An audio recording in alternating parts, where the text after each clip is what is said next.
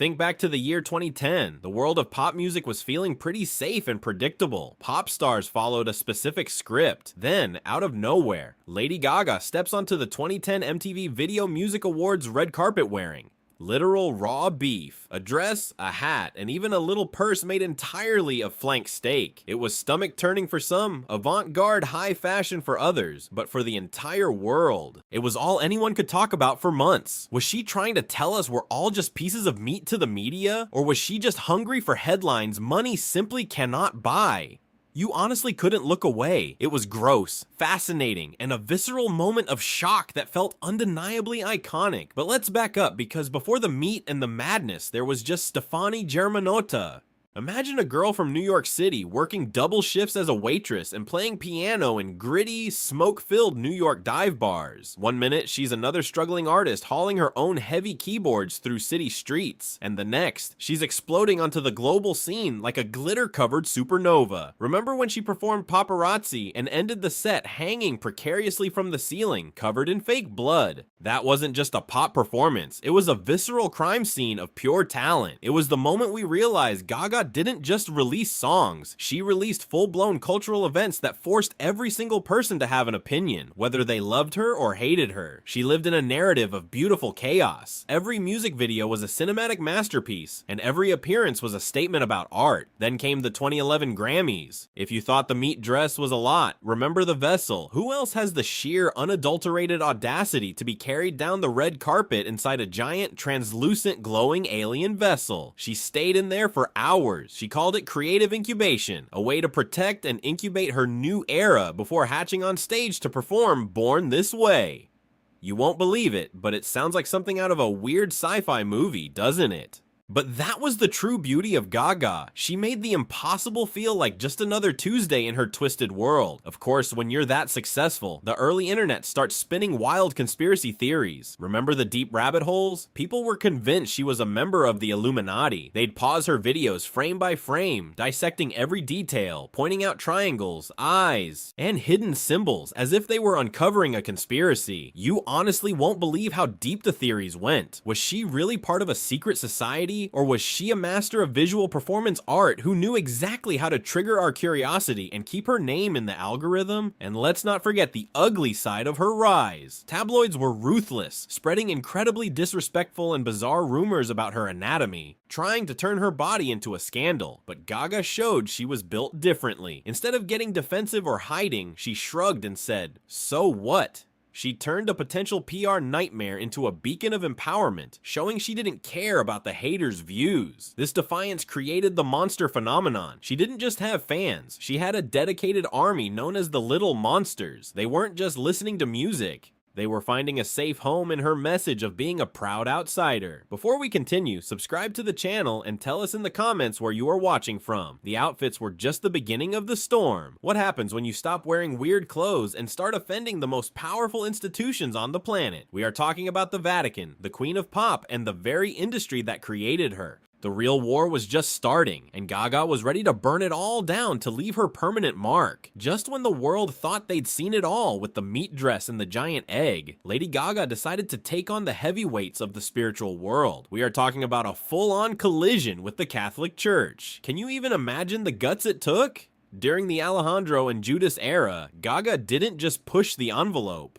She ripped it to shreds and threw it into a holy fire. The music video for Alejandro featured her dressed as a nun in latex, swallowing rosary beads, and suddenly the Catholic League was up in arms. They called her irrelevant and blasphemous. But did that stop her? Of course not. It actually did the exact opposite by making her the center of every conversation. People were debating her morality instead of just her music. And every headline was a massive win, even the angry ones. Then came the Judas drama, which was like pouring gasoline on an already raging fire. The song leaked early, and the internet basically melted down in a frenzy of speculation.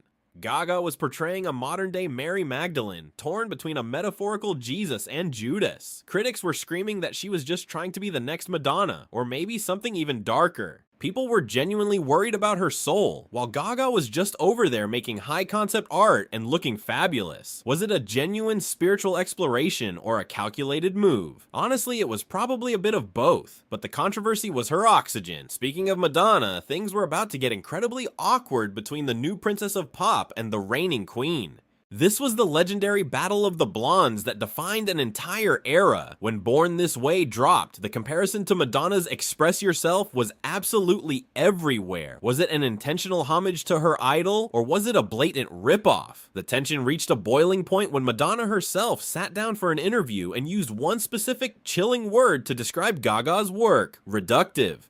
Ouch. That's the kind of shade that leaves a permanent mark. You could feel the collective gasp from the little monsters all around the globe. How did Gaga handle being snubbed by her idol? She stayed focused, though you could tell the sting of that comment fueled her internal fire to prove she was an original force. But then, the high-flying trajectory hit a massive turbulence zone known as the art pop era. In 2013, it felt like the media was waiting for her to finally stumble, and they pounced. They started calling the album a flop and a failure before it even had a chance to breathe on the charts. This was the era of Volantis, the world's first flying dress. Gaga stood there in a white high-tech suit as these massive fans lifted her a few feet off the ground. Was it a technological marvel or just a desperate stunt to distract from the criticism? The world was becoming exhausted by the constant spectacle, and for the first time, it looked like the shiny armor was starting to crack. This leads us to the most heartbreaking and humanizing moment of her career. Behind the glitter and the giant stages, Gaga was fighting a silent, agonizing war with fibromyalgia. If you've seen the 5'2" documentary, you know exactly what I'm talking about. The armor finally came off, and we saw her in tears on a massage table, unable to move without intense pain. This wasn't a performance. It was raw, unfiltered vulnerability. It was a side of Stephanie we had never seen before. The world finally realized that the woman who seemed invincible was actually struggling just to stand up. It changed everything. Suddenly, she wasn't just a weird pop star. She was a human being fighting for her health. Looking back, you have to wonder if every mistake or scandal was actually a masterful piece of long-term strategy. Gaga knew that to stay in the headlines, you have to keep people guessing. You have to be the villain, the victim, and the hero all at once. Every controversial move was a brick in the foundation of her empire. But with the world convinced her career was over after art pop, how did she manage the greatest comeback in Hollywood history? It involves a legend, a movie star, and a complete change of identity. Just as the critics were ready to write her obituary as a one-hit wonder of weirdness, Gaga pulled a move that absolutely nobody saw coming. She didn't go bigger or weirder, she went classic. Partnering with the legendary Tony Bennett for Cheek to Cheek was a stroke of absolute genius. When you strip away the meat dresses and the pyrotechnics, what are you left with? You're left with a powerhouse vocalist who can hold her own next to a jazz icon. This wasn't just a side project, it was a tactical strike against everyone who said she was all style and no substance. Tony Bennett didn't just sing with her, he became her mentor and her seal of approval for a generation that used to mock her.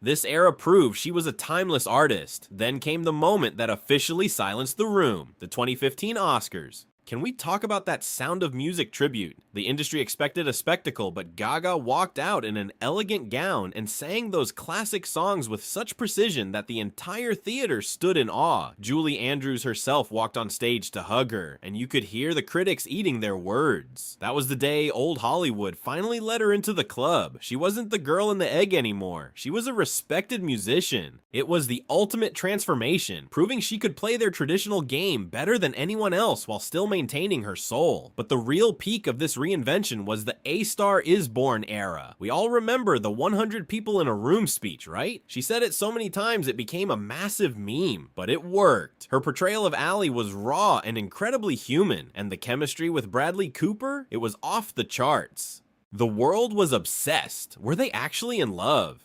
Every interview felt like a masterclass in romantic tension. Then came that legendary 2019 Oscars performance of Shallow, and they sat at that piano, leaned in so close their noses were practically touching, and the internet absolutely lost its mind. Was it the greatest PR campaign in movie history, or was it real? Either way, it showed that Gaga knew exactly how to keep the public's eyes glued to her, even without the shock value. Nowadays, she's a master of the digital landscape. She uses social media like a pro, shutting down rumors while staying deeply connected to her little monsters. And let's not forget her business savvy. She took her weird girl persona and turned it into House Labs, a billion-dollar beauty empire. She's not just a singer, she's a mogul who has mastered the art of the brand. She showed the world that being an outsider isn't a weakness. It's a massive market. So what's next for the mother monster? The hype for Joker. Folie à Deux is through the roof. Seeing her take on Harley Quinn feels like a full circle moment. Will this be the performance that finally secures her the Best Actress Oscar? Fans are already dissecting every leaked photo for hints. And then there's LG7. The rumors about her next musical direction are everywhere. Will she shock us again with something avant-garde, or has she moved past the need for scandals? At the end of the day, Lady Gaga is the ultimate blueprint for turning negative press into golden success. She didn't just survive the gossip, she ate it. She took the world's judgment and used it to fuel her fire. Whether she's bleeding on stage or winning an Oscar, she's always in total control. She's the girl who turned a meat dress into a legacy. We're all just living in her world. Every era she creates is a masterclass in survival and pure artistic grit. She has taught us all that if you own your weirdness, the world has no choice but to follow your lead eventually. She is the true legend. Stay paws up.